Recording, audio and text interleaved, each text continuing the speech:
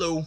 Today we're going to be doing a video on the seemingly harsh laws of the Old Testament where people are punished by death, like stoning for instance. And I had a video already on this topic, but I decided to delete it and make a new one because I want to address some extra things on this one since it's an area of particular concern for a lot of people, and atheists see this as a huge contradiction. So I am going to start off talking about some examples of this law. For example, we have the ever-popular rebellious children should be stoned. They love to quote that one. We have, if you're an adulteress, if you cheat on your husband, you are to be stoned. If you disobey the Sabbath, you are to be stoned. And these laws seem exceedingly harsh and unreasonable, but I'm kind of going to explain why they're not. First of all, I'd like to mention a few things. For Israel, God's chosen people, death was another step in the process of eternity, okay? So the real punishment involving death was actually the pain and the regret that you're going to have in eternity when you think back on the last thing that you did. And so those are really the punishment, not the death itself. Death is just another stepping stone in the process of eternity, okay? And why did people use stoning? Well, there weren't a whole lot of options in their primitive culture back then. You could use the sword, you could use the stone, you could throw off of a cliff, and you see those things used in the Bible in various places. But people have a problem with stoning. The deal is that it was kind of a public participation thing, as much as we hate to say that. I'm not sure if the women and children were involved in the stoning, but for sure there were multiple people involved in stonings. And I think the point of that was to put fear in the heart of the people and show an example of what sin can do to you. And so that is why stoning was a popular method of punishment.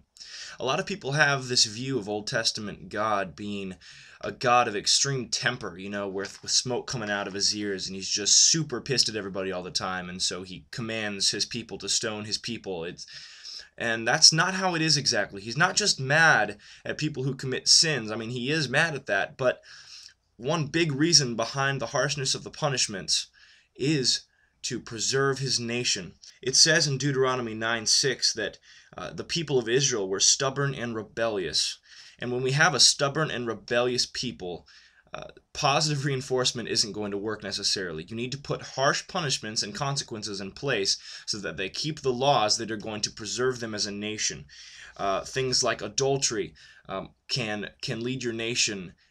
Sexual sin is a very dangerous sin. It can lead people into all different other types of sins, and once you go down that road, it's hard to come back. Things like disobeying the Sabbath, which is something that's supposed to be a token of the Israeli people to separate them apart from other nations, something where they reflect on God's goodness, and it's supposed to be a very important part of their relationship. And it's not that hard to keep that law. Just don't do work. And so by you doing that law, you're specifically going against God's will, and it's not like you need to be doing work on the Sabbath.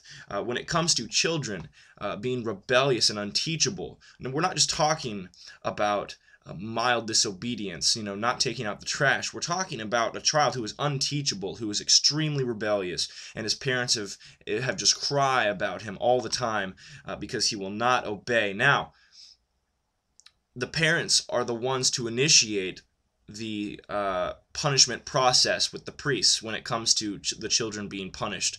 And so the law is put in place just for the worst of scenarios, because you can see that most parents have a special connection with their kids, whether they're obedient or not.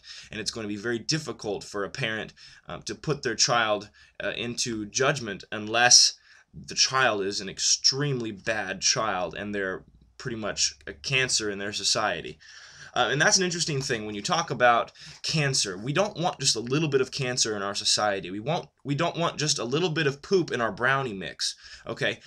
Sin is detestable to God, and he knows that sin grows and permeates the entire culture. And so you can't just have a little isolated incident. You got to prune and weed out the bad stuff. And so that's why death is such a common tool in keeping the church, keeping Israel intact and preserved as a people. And so let me read from Deuteronomy 6:24.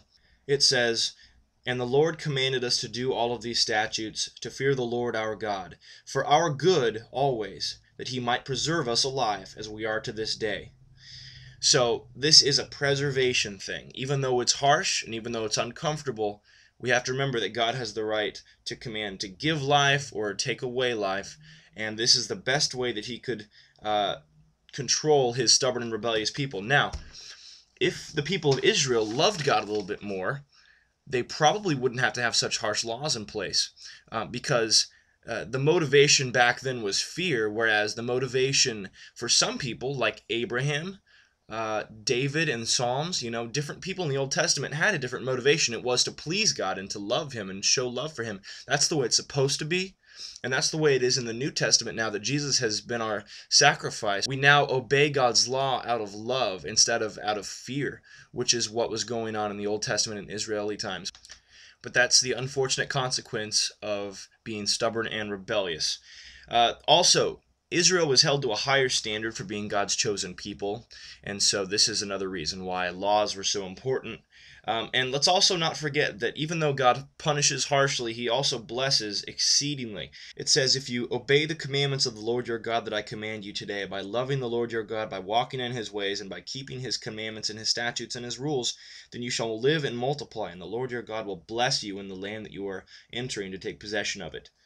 And so God blesses exceedingly for when people obey his law. When they don't obey him, he has no choice but to weed them out, because they're not only going to take themselves down a road where they are no longer his, but they're also going to take other people down that road. And that's dangerous, because through Israel was going to come Jesus Christ. So Israel was a very important part of history.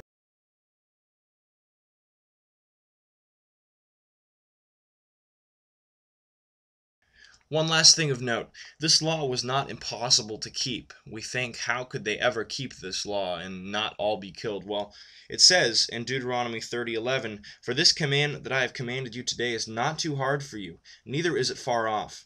And then 14, it says, but the word is very near to you. It is in your mouth and in your heart so that you can do it. So it was very possible for these people to keep every single one of God's laws that he gave them, if they were to circumcise their hearts and completely desire him.